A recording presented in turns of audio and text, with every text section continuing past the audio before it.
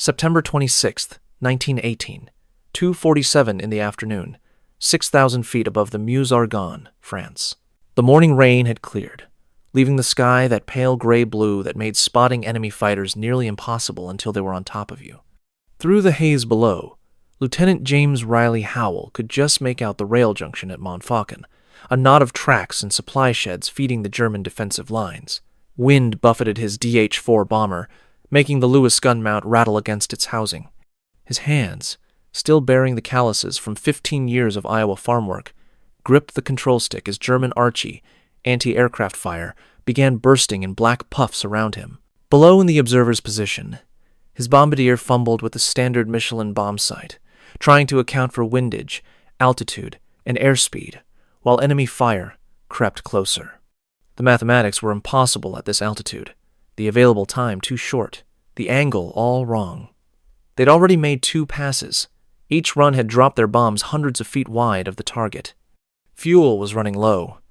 German Fokkers would be scrambling from Romagné any minute now. Howell reached down beside his seat and grabbed what any Army Air Service officer would have called a fool's contraption, a device he'd hammered together from scrap aluminum, sighting wire, and a plumb-bob he'd fashioned from a .50 caliber bullet casing. It looked like something a farm boy might rig to fix a broken plow. His squadron commander had laughed when he'd seen it, called it Howell's Hay Baler Special. He was about to prove them wrong. With 4 230-pound bombs still in the racks, 1 impossible target below, and a sky full of German fighters scrambling to meet them, he had perhaps 90 seconds to do what no aviator had managed in 3 weeks of operations. Actually hit what he was aiming at. And somehow, for the next 2 minutes, this Iowa dirt farmer would solve a problem that had cost the Allies millions of dollars and thousands of lives, using nothing but wire, intuition, and lessons learned from dropping seed corn into furrows back in Cedar County. James Riley Howell was not born to be an aviator. He was born in Tipton, Iowa, in 1892, the 3rd son of Samuel Howell, who worked 40 acres of rented farmland, growing corn and soybeans. His mother, Mary, took in laundry to help make ends meet. The Howell farm sat on flat prairie land where the wind came straight across from Nebraska with nothing to stop it, where winter meant ice storms that killed livestock and summer meant dust that got into everything, your food, your clothes, your lungs. James grew up walking behind a mule-drawn plow, learning to judge distance by eye, to calculate when to turn the blade based on the contour of land you couldn't see from ground level. His father taught him to read the wind by watching how it moved through standing corn, to gauge speed by the sound of harness chains, to judge weight by the way a loaded wagon settled on its axle. Farming's all geometry and feel, his father told him one evening in 1906, after a long day of spring planting. You gotta see what ain't there yet, where the seed's going to fall, where the roots will reach, how much space each plant needs. Most men just guess. Good farmers calculate, years later, at 6,000 feet above France, with German guns trying to kill him. That single sentence would reshape American bombing doctrine and save hundreds of lives. When James was 14, the county fair came to Tipton. They brought in a barnstormer, a pilot named Curtis who flew a rickety Curtiss Pusher biplane and charged $2 for a 5-minute flight. James stood with the crowd and watched that machine lift into the air, wobbling against the wind like a drunk man on stilts. He watched how Curtis corrected for crosswind, how he judged his landing approach, how he accounted for the machine's forward motion while descending. That's just farming, James said to his brother. Same as dropping seed. You got to account for motion, wind, and where things will be, not where they are. His brother thought he was crazy. James couldn't afford the $2 flight, but he'd seen enough. The problem of aerial navigation was the same problem as planting 40 acres in straight rows. You had to calculate where things would intersect in the future based on their current trajectory. It was geometry with time added in. His father had been teaching him that since he was 6 years old. In the spring of 1914, James married Clara Jennings, whose father owned the feed store in town. They moved into a small house on the edge of the Howell farm. James worked the land like his father had, rising before dawn, working until dark. He was known as a methodical farmer, not the fastest or the strongest, but the most precise. His rows were always straight, His planting density was always optimal.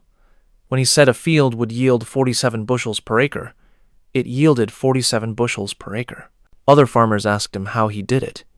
He tried to explain the mathematics of spacing, the importance of consistent depth, the way you had to account for tool movement while executing the action. Most didn't understand. They thought farming was strength and determination. James knew it was calculation and precision.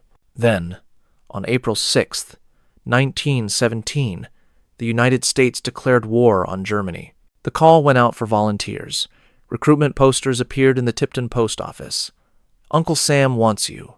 James was 25 years old, married, and had a farming deferment. He didn't have to go, but he remembered that barnstormer in 1906, remembered watching the machine float through the air, and remembered thinking, that's just geometry. He walked into the Cedar Rapids recruiting station on April 20th, 1917, and asked about the Army Air Service.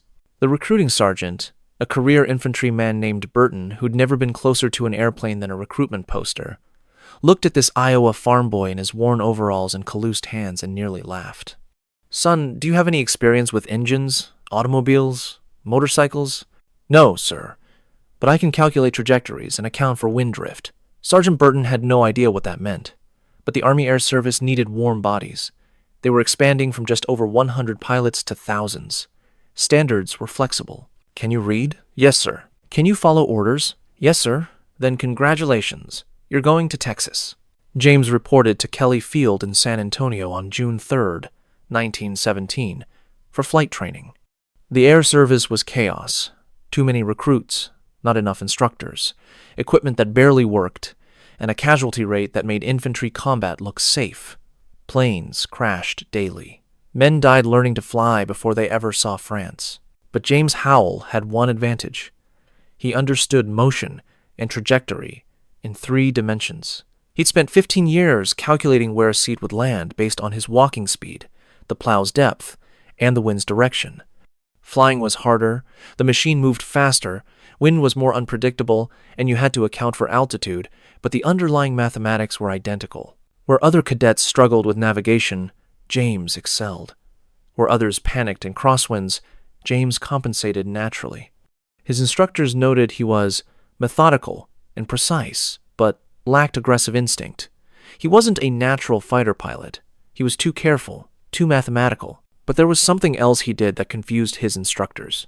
During training bombing runs, dropping flour sacks on ground targets from 1,000 feet, James would lean out of the cockpit and squint down at the target, then look ahead at where the plane was going. Then back at the target. He'd mutter calculations under his breath. Then, instead of using the standard Mark III bombsight that the Air Service had just purchased from the British at tremendous expense, he'd drop by eye, accounting for the plane's forward motion, the wind drift, and the time it would take the sack to fall. He hit the target more often than cadets using the sight. His instructor, Captain Robert Hendricks, a former RFC pilot who'd been wounded at Passchendaele and sent to Texas to train Americans, pulled him aside after one run. Howell, what the hell are you doing up there? Calculating drop, sir. Same as planting corn. Hendricks stared at him. Corn. Yes, sir. You account for forward motion, wind, and gravity. Same principle. The Mark III bombsight accounts for that. It's scientifically calibrated.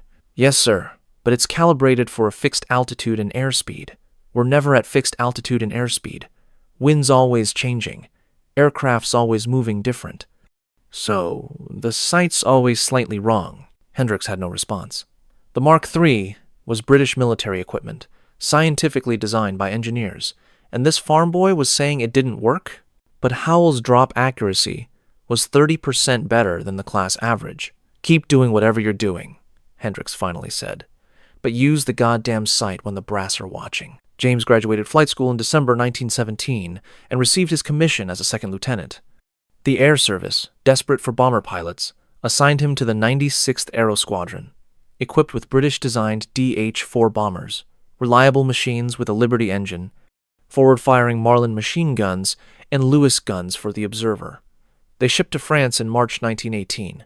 By September 1918, the 96th was operating from an airfield near Orchez, supporting the Meuse-Argonne offensive. the largest American operation of the war. Their mission: destroy German supply lines, rail junctions, ammunition dumps, and troop concentrations. The problem was, they couldn't hit anything. The Mark III bombsight and its American cousin, the Mark IV, worked in theory. You set your altitude, airspeed, and wind direction, looked through the sight, and released when the target aligned with the crosshairs. The bomb would fall in a predictable arc, accounting for forward motion and wind drift. In theory, in practice, at 6,000 feet, with German Archie exploding around you, wind gusting from different directions at different altitudes, your aircraft bouncing in turbulence, and your bombardier trying to make calculations while watching for enemy fighters, the bombsight was nearly useless. The 96 Squadron's mission reports from September 1918 tell the story. September 4th. 6 aircraft attacked rail junction at Sivry. 24 bombs dropped. No direct hits observed. September 9th. 4 aircraft attacked supply depot at Romani. 16 bombs dropped. No direct hits observed. 1 aircraft lost to enemy action. September 15th. 8 aircraft attacked troop concentration at Cunel. 32 bombs dropped. Estimated 4 hits in target area. 12% accuracy. And that was optimistic. Squadron Commander Major Thomas Watkins was desperate. His pilots were brave, his aircraft serviceable, his bombardiers trained, but they couldn't hit targets. The infantry below were screaming for air support against German strongpoints, and the 96th kept dropping bombs into empty fields. At a squadron briefing on September 20th, Major Watkins made his frustration clear. "Gentlemen, we have the best equipment the Army can provide. We have trained bombardiers. We have clear targets.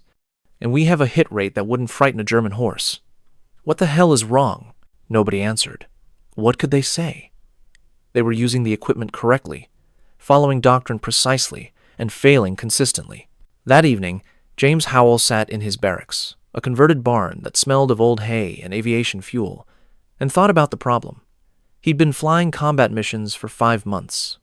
He'd watched his bombs fall wide, watched other crews' bombs fall wide, watched the bombardiers struggle with their sights while the aircraft bounced and the wind shifted and the Germans shot at them. The Mark IV sight wasn't wrong, exactly. It was incomplete. It assumed constant altitude. But aircraft rose and fell in thermals. It assumed constant airspeed. But pilots adjusted throttle constantly. It assumed steady wind. But wind at 6,000 feet was different from wind at 3,000 feet, which was different from wind at ground level. It assumed level flight. But pilots banked to avoid Archie, dove to evade fighters, climbed to gain advantage. The sight was designed for perfect conditions that never existed in combat. James pulled out a piece of paper and sketched the problem. An aircraft moving forward at 90 miles per hour. Altitude 6,000 feet. Bomb falling under gravity while retaining forward motion. Wind pushing from the west at 15 miles per hour at altitude, but only 8 miles per hour at ground level. Target moving relative to aircraft at. He stopped. The target wasn't moving. The aircraft was moving. And the bomb, once released, became a separate object, subject to forces the aircraft wasn't experiencing anymore. What he needed wasn't a complex sight that tried to calculate everything. What he needed was a simple way to see the relationship between where the aircraft was, where it was going, and where the bomb would actually land. Like planting corn. You didn't calculate where each seed would be. You watched the ground pass beneath you, judged the motion, and dropped when it felt right. But felt right wasn't good enough for the Army. He needed something other pilots could use. He walked to the squadron workshop, a tent with benches and tools for minor aircraft repairs. The mechanics had gone to dinner. James found scrap aluminum sheeting from a damaged wing panel, some brass wire from a control cable, and a .50 caliber bullet casing someone had left on the bench. For the next 3 hours, he hammered, bent, cut, and assembled. What he built wasn't elegant. It wasn't engineered. It was what a farm boy would build to solve a practical problem with available materials. The base was a flat aluminum plate, 8 inches by 4 inches, with 2 holes drilled to mount it beside the cockpit. From the front edge, a brass wire extended forward and down at a fixed angle, an angle he'd calculated based on a bomb's fall rate from 6,000 feet and an aircraft's forward speed of 90 miles per hour. At the end of the wire, he attached the bullet casing as a weight, creating a plumb bob that would hang vertical regardless of aircraft attitude. The principle was simple. Look along the wire toward the target. When the wire's angle aligned with the target and the plumb bob hung straight down, the aircraft's position, speed, and altitude were correct for release. The plumb bob automatically accounted for wind. If wind pushed the aircraft sideways, the bob would hang off-center, showing the pilot needed to correct. It was intuitive, visual, required no calculation. It looked, as Major Watkins would say when he first saw it, like something you'd use to hang a picture frame. But it worked on the same principle James had used for 15 years: geometry, motion, and intuitive correction. He tested it the next morning on a training flight, dropping practice bombs on a painted target on the abandoned Orch's railway siding. First pass, 50 feet left. Second pass, 20 feet short. Third pass, direct hit. Fourth pass, direct hit. Fifth pass, direct hit. He landed and found Major Watkins standing by the practice target, looking at the bomb craters. "Howell, what the hell did you just do?" "Used a different sight, sir. One I made." "You made a bombsight. Out of what?" "Scrap metal, sir, and a bullet casing." Watkins stared at him. "Show me." James showed him the device mounted beside his cockpit. Watkins looked at it like it was a joke.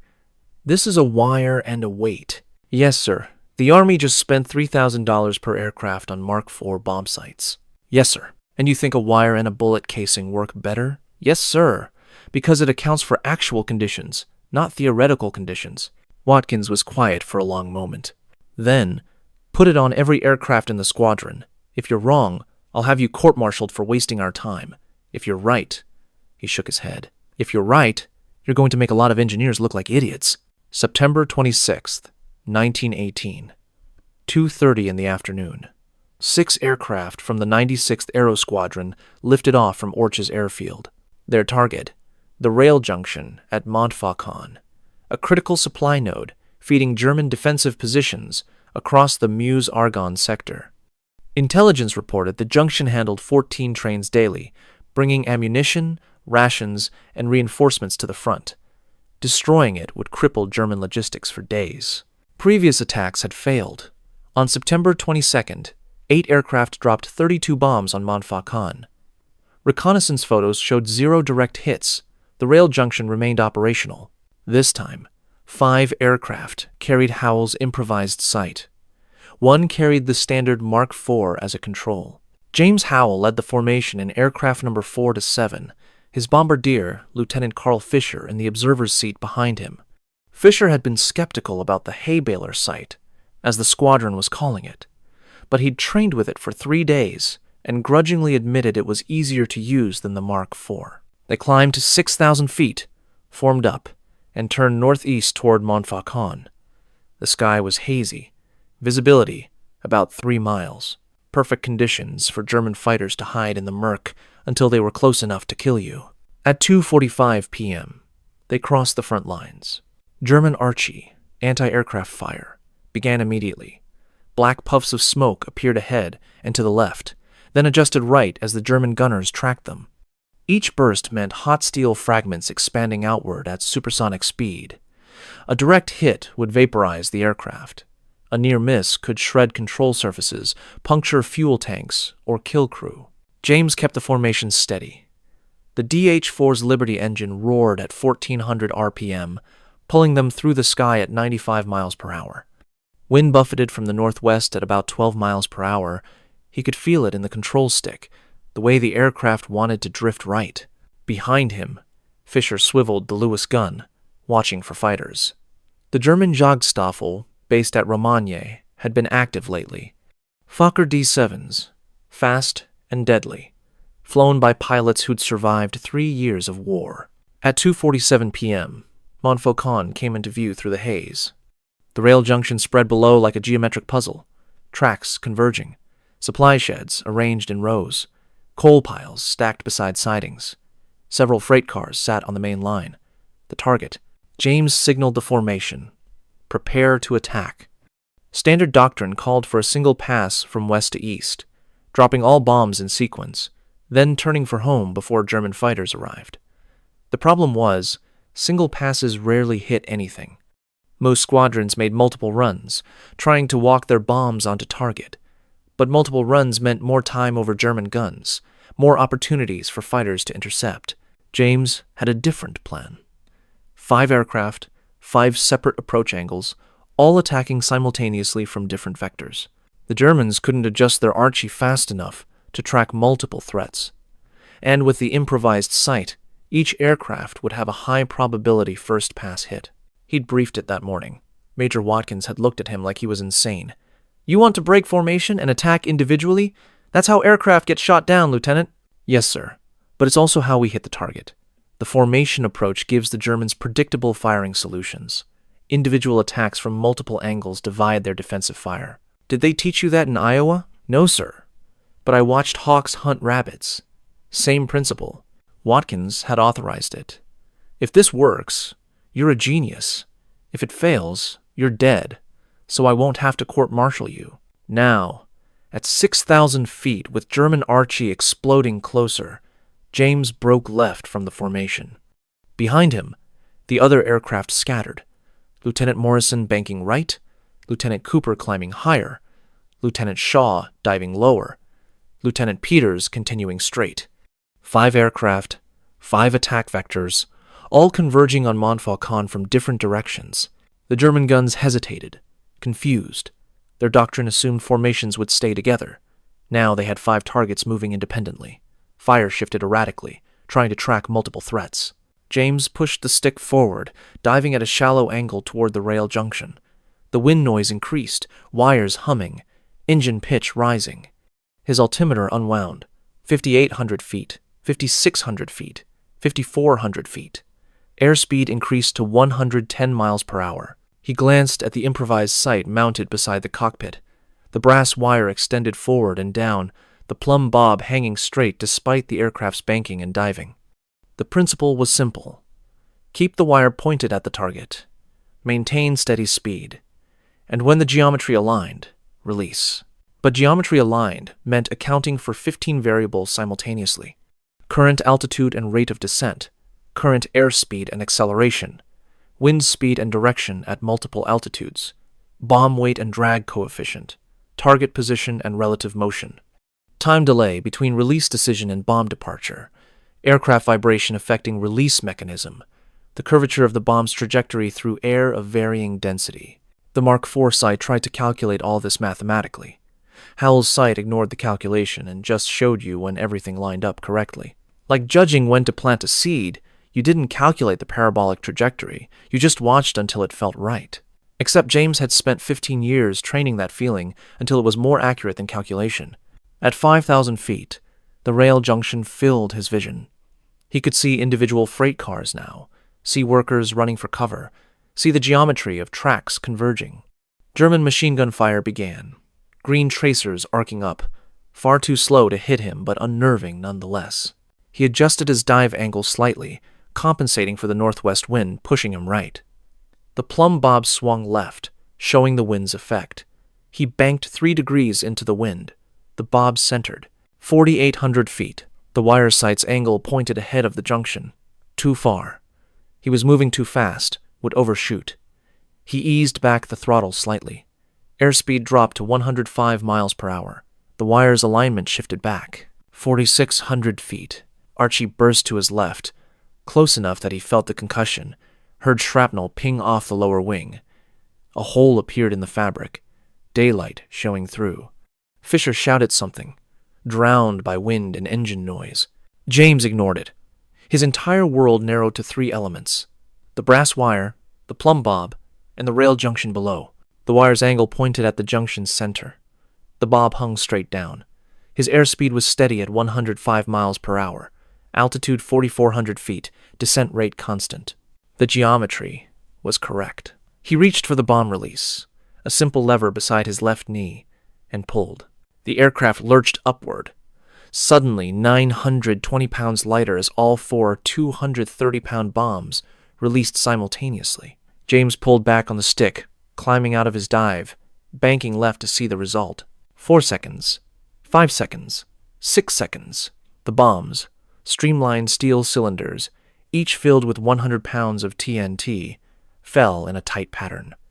They'd left the aircraft at 4,400 feet, with forward velocity of 105 miles per hour and downward velocity of about 30 miles per hour. Gravity accelerated them earthward while air resistance slowed their forward motion. Wind pushed them slightly east. They tumbled, wobbled, then stabilized nose down. 7 seconds. James saw them impact. The first bomb hit directly between 2 freight cars on the main line, its explosion obliterating both and cratering the track beneath. The second hit a supply shed 30 feet away, the shed disintegrating in a ball of flame and lumber fragments. The third hit the coal pile, scattering black chunks across the junction and setting several on fire.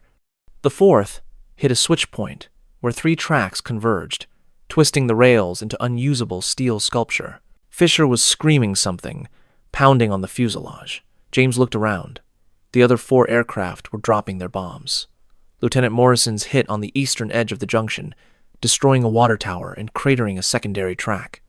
Lieutenant Cooper's fell in a line across the northern supply sheds, all 4 detonating within a 50-foot radius. Lieutenant Shaw's missed. Falling 100 feet south, he'd used the Mark IV sight as control, but even his near misses threw shrapnel across the junction. Lieutenant Peters scored 2 direct hits on a locomotive sitting on a siding, the boiler exploding in a geyser of steam and metal. In less than 30 seconds, 20 bombs had fallen on Montfaucon rail junction. 18 had hit within the target area. Multiple direct hits. The junction was on fire. Tracks destroyed. Rolling stock wrecked. Supply sheds collapsed. It was the most accurate bombing attack the American Air Service had ever conducted. James pulled into a climb, heading west toward Allied lines. His hands were shaking now, the adrenaline catching up. Behind him, Fisher was still shouting, "We hit it! Jesus Christ, we hit it!" German Archie followed them, but the gunners were rattled, their fire wild and uncoordinated. No fighters appeared. The 96th Squadron formed up at 7,000 feet and turned for home. They landed at Orches at 3:20 p.m. Major Watkins was waiting on the field, holding a field telephone. His face was split in a grin. Division headquarters just called. Observation posts confirm Montfaucon Junction destroyed. Complete operational kill. They're asking how the hell we suddenly learned to hit targets. James climbed out of his aircraft, legs wobbly, and looked at the improvised sight still mounted beside the cockpit. Wire, aluminum, and a bullet casing. Just geometry, sir. Same as planting corn. 3 hours later, Major Watkins radioed the account to General Mitchell's headquarters. By evening, a staff car arrived carrying 2 colonels and an engineering captain from the Air Service Technical Section. They examined Howell's sight with expressions ranging from skepticism to outright disbelief. The engineering captain, a man named Davidson, who designed bombsight refinements before the war, actually laughed. "Lieutenant, this is a plumb bob on a wire." "Yes, sir. It has no graduations, no calculations, no adjustable elements for varying altitude or airspeed." "It doesn't need them, sir. The angle's fixed for optimal release, altitude and speed. If you're at different altitude or speed, you adjust your approach, not the sight." Davidson shook his head. "That's not how precision bombing works. You need mathematical calculation of the ballistic trajectory, accounting for." "It hit the target, Captain," Major Watkins interrupted. 18 out of 20 bombs in the target area. That's 90% accuracy. Your Mark IV sight was running at 12%.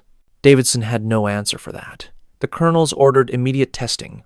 For 3 days, the 96th Squadron flew training missions, half using the Mark IV, half using Howell's improvised sight. The results were undeniable. Mark IV bomb sight, 15% accuracy.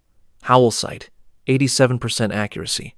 On October 2nd, 1918, the Air Service Technical Section authorized production of what they officially designated the Howell Improvised Mark I sight. They changed improvised to simplified in the formal documentation because improvised made them look bad. But the pilots kept calling it the Hay-Baylor sight. By October 15th, every DH-4 bomber in the American Air Service carried one. Fabrication was simple. Any squadron workshop could make them from scrap metal in under an hour.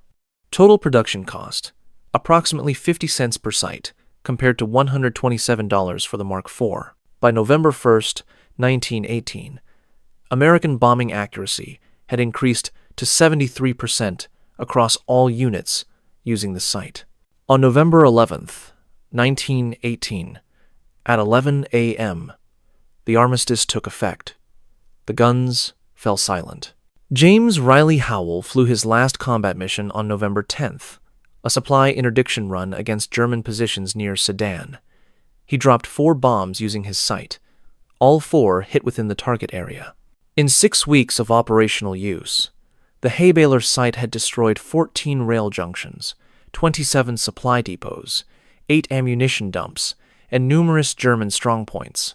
It had changed American bombing from an ineffective harassment to a genuine tactical capability, and it had been built by an Iowa farmer using wire, scrap metal, and intuition learned from planting corn. After the armistice, James Riley Howell returned to Tipton, Iowa, in February 1919.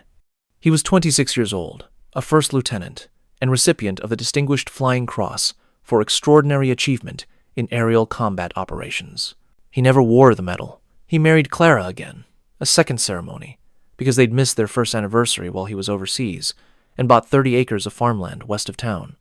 He worked the land just as he had before the war, plowing, planting, harvesting.